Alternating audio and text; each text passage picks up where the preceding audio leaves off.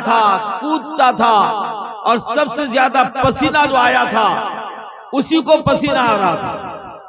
बादशाह अपने तख्ते शाही में सब पर निगाह डाला हुआ है कि कौन कितनी मेहनत कर रहा है, कौन कितनी मेहनत कर रहा है। वो पूरा निगाह डाला हुआ है कि मेरे यहाँ बच्चा पैदा होने की खुशी में कौन ज्यादा घाम चुआ रहा है, पसीना बहा रहा है। देखते हैं, उसकी नजर उसी पर पड़ गई। वो जो बेवकूफ था जिसको बांसुरी बजाना भी नहीं आता था और बांसुरी बजती भी नहीं थी, उसी पर उसकी निगाह पड़ गई। बस उसी को देखता रहा, उसको मजा आ रहा था, बादशाह को मजा आ रहा था कि यही सबसे ज्यादा अच्छी बांसुरी बजा रहा है। और उधर बादशाह जब उसको ताक रहा था तो उसके दिल में चोरेरमन पुलिस पुलिस, चोरेरमन पुलिस पुलिस। बादशाह उसको देख रहा है तो उसको और डर लग गया है। वो और ज्यादा कूदता था, छलांग लगाता था, दौड़ के इधर से उधर जाता था, उधर से उधर जाता था। क्योंकि उसकी छोटी बांसुरी थी और दूसरे बांसुरी वालों की बड़ी बड़ी बांसुरियां थी, वो कहां लेके छलांग लगा सकेगा। वो तो ऐसे ही जैसे बांस की बांसुरी हमारे यहाँ नौजवान लोग पहले जो है बांसुरी बजाते थे, बांस की खुद बना लेते थे, सुराख कर करके जो उसमें उंगलियां डाल के बांसुरी खुद बजा लेते थे। तो ऐसी छोटी सी बांसुरी थी, वो टूटी फूटी हुई थी, इसलिए वो दौड़ता था इधर से भी उधर, कभी आगे कभी बादशाह के सामने। बादशाह का दिल जीतना चाह रहा था, मगर वही चोरेरमन पुलिस पुलिस, इसलिए वो ज्यादा मेहनत कर रहा था। बांसुरी बजाना खत्म हो गया। अब इनाम का नंबर आया तो सबसे बड़ा इनाम उसी को दिया। बादशाह ने सबसे ज्यादा इनाम उसी को दिया। अब दूसरे बांसुरी वालों को बड़ा एतराज हुआ कि हमने तो जिंदगी में कभी इनको किसी शादी ब्याह के मौके में बांसुरी बजाते हुए देखा नहीं, इसको तो कभी बांसुरी बजाने की दावत होती नहीं थी और इसकी बांसुरी बजती भी नहीं है। कैसे बादशाह ने जो है इसको सबसे बड़ा इनाम का हुक्म दे दिया, फैसला कर दिया। होते होते बादशाह से एतराज कर दिया, बादशाह सलामत आपने इंसाफ नहीं किया, सबसे बड़ा इनाम का ऐलान आपने उसके लिए कर दिया, हालांकि जिंदगी में हमने कभी इनको देखा नहीं कहीं बांसुरी बजाता हो या उसकी बांसुरी बजती हो। हाँ ऐसी बात है, हाँ ऐसी बात है। अब उसको बुलाया, ये देखो तुम्हारे बारे में शिकायत आई है, तुमको बांसुरी बजाना आता भी नहीं और तुम्हारी बांसुरी बजती भी नहीं है। देखो कभी कोई मुसीबत होती है ना तो अल्लाह ताला फौरन कोई ना कोई अकल की बात ज़हन में डाल देता है, फौरी कोई तदबीर आ जाती है। था बेवकूफ लेकिन फौरन उसके ज़हन में तदबीर आई। बादशाह सलामत आपका एतराज सही है, मेरी बांसुरी बजती या नहीं बजती है, लेकिन मेरी एक दरखास्त है, हर बांसुरी वाले से पूछ लीजिए कि उनकी बांसुरी का क्या नाम है। चुनांचे हर एक से पूछा, भाई तुम जो बड़ी बांसुरी लाए हो उस बांसुरी का नाम क्या है। उसने कहा मेरी बांसुरी का नाम कोयल है। आप लोग भी सुनिए, मेरी बांसुरी का नाम कोयल है। दूसरे ने कहा मेरी बांसुरी का नाम मैना है। तीसरे ने कहा मेरी बांसुरी का नाम बाज है। वो बाज है, इधर नहीं रहता, वो शाहीन है। तू शाहीन है, परवाज कर। क्या है वो, तेरा मकाम नहीं है। क्या बादशाह, तेरा बसेरा है पहाड़ों के चट्टानों, तेरा बसेरा है पहाड़ों के चट्टानों। किसी ने अपनी बांसुरी का नाम शाहीन बताया, किसी ने तोता बताया, किसी ने मैना बताया। बादशाह सलामत अब मुझसे पूछे कि मेरी बांसुरी का क्या नाम है। बादशाह ने कहा तुम्हारी बांसुरी का क्या नाम है। बोले मेरी बांसुरी का नाम शामिल है। तो ठीक है बजाओ। बादशाह सलामत आपको गलतफहमी हो रही है, मेरी बांसुरी का नाम है शामिल। वो शामिल ही बजेगी, अकेले नहीं बजेगी, वो अकेले नहीं बजेगी, नाम ही उसका शामिल है। सबको बजाने के लिए कहिए, तब भी जो है मेरी बांसुरी बजेगी, वरना वो अकेले बजती नहीं है। कहिए सबको बजाने के लिए, सबको बजाने के लिए कहा, वो भी खड़ा हो गया और वो ज्यादा कूद रहा है, नाच रहा है। देखिए बादशाह समझ रहा है कि हाँ इसकी भी बात बज रही है, मगर इस वाकया से आपको क्या समझ में आया? इस वाकया से नतीजा ये निकला कि वो जो डर के मारे कूद रहा था, लफंग रहा था और नाच रहा था, कूद रहा था, ये सब बादशाह के डर से कर रहा था। बादशाह के डर से सारे बांसुरी वालों में इनाम सबसे बड़ा वो पाया जिसके दिल में बादशाह का खौफ था। लिहाजा हम इस मजलिस में जिनके दिल में सबसे ज्यादा बादशाहों के बादशाह का खौफ है, अल्लाह की कसम आज के जलसे का सबसे ज्यादा सवाब वही पाए। हम समझते हैं कानों का मजा लेने आए हैं, हम समझते हैं कि और क्या है। मैं तो ये कहूंगा कि 80% हमारी माँ बहनें और अवाम लोग इनके आशार को समझेंगे नहीं। हाँ, अल्लाह के नबी से मोहब्बत होनी चाहिए, मोहब्बत के आशार सुनना चाहिए, मोहब्बत के आशार सुनना चाहिए और मोहब्बत में सुनना चाहिए, मोहब्बत की नीयत से सुनना चाहिए और समझना चाहिए। मोहब्बत दावे मोहब्बत काफी नहीं है। मोहब्बत आज मैं देखता हूं, आज इश्क़ नबी में आप लोग यहाँ इस मजलिस में हाजिर हुए हैं। मेरी बात थोड़ी तलखी होगी, मैं बाद में माफी ले लूंगा।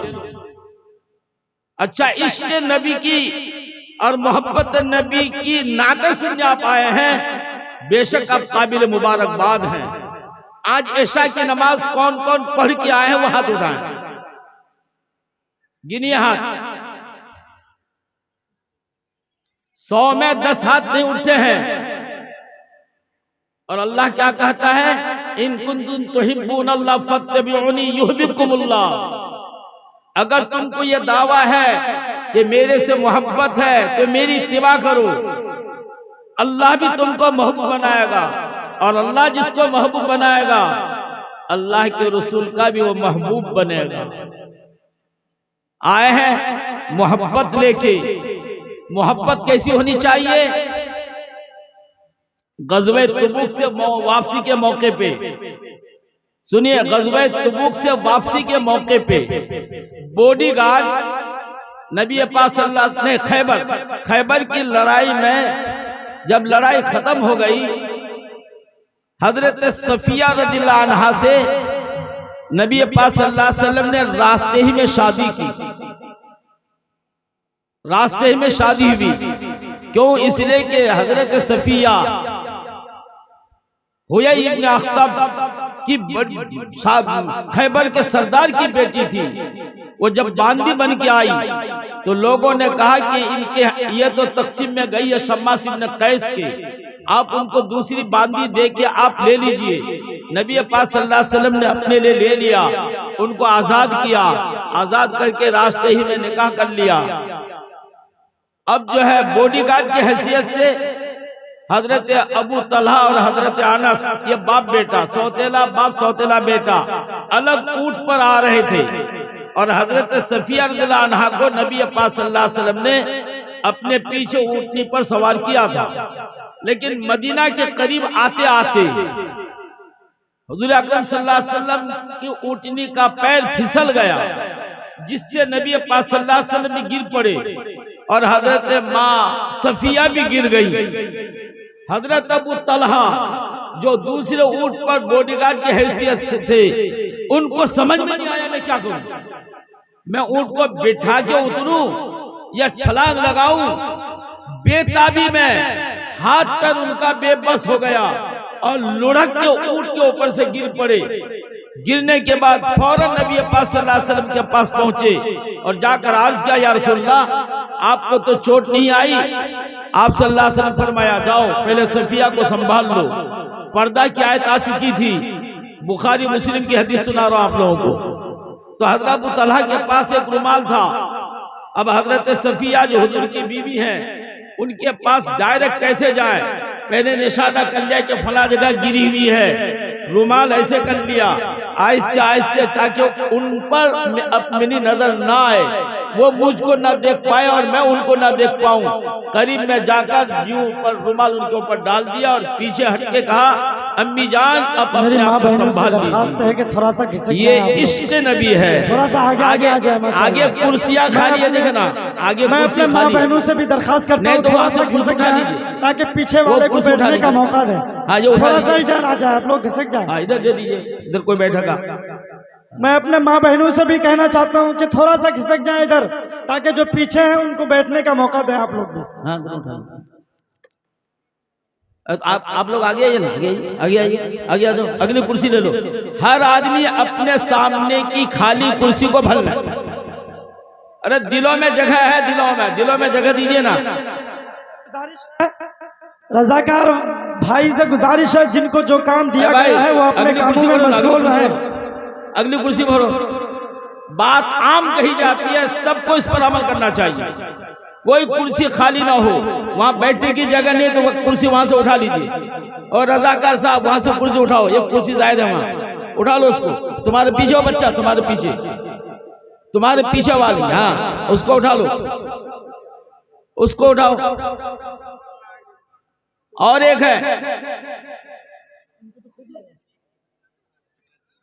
है, तुम आगे आ जाओ, आगे बैठो, कुर्सी आगे कर लो, जगह मिल जाएगी, वहां बैठ पाएगा। और आगे कर ले,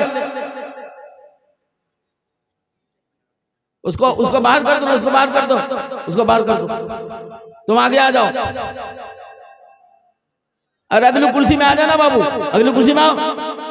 तुम्हारी कुर्सी में कोई बैठेगा, आइए। जगह बनाने के लिए कहना पड़ रहा है। तो हदीस में ये बताया गया कि हजरत अबू तलहा रज़ियल्लाहु अन्हु को हुजूर पाक सल्लल्लाहु अलैहि वसल्लम के साथ जो मोहब्बत थी वो इश्क़ी मोहब्बत, इश्क़ के दर्जे की मोहब्बत थी। हजरत उवैस करनी ये सहाबी नहीं है, लेकिन हुजूर पाक सल्लल्लाहु अलैहि वसल्लम का जमाना पाया था। माँ की खिदमत की वजह से आका करीम सल्लल्लाहु अलैहि वसल्लम की खिदमत में हाजिर नहीं हो सके। जब नबी अकरम सल्लल्लाहु अलैहि वसल्लम दुनिया से चले गए, उनको पता चला कि नबी अकरम सल्लल्लाहु अलैहि वसल्लम उहुद की लड़ाई में आप मौजूद थे, दुश्मनों ने वार किया था, तो आपके दांत टूट गए थे। अब हजरत उवैस करनी को ये पता नहीं कि कौन सा दांत टूटा था, लेकिन इतना जान गया कि नबी पाक सल्लल्लाहु अलैहि वसल्लम का दांत टूट गया था। तो अल्लाह के नबी का दांत टूट गया, मैं वो दांत कैसे रखूं? एक एक करके हथौड़ा से पूरे 32 दांत को तोड़ लिया था। ये कौन सी मोहब्बत थी? इश्क के दर्जे की मोहब्बत थी। हजरत अब्दुल्लाह इब्न ज़ैद इब्न अब्द रब्बी मशहूर साहबी हैं, उलमा जानते हैं। नबी अकरम सल्लल्लाहु अलैहि वसल्लम जब मदीना हिजरत करके आए, मस्जिद तैयार हो गई।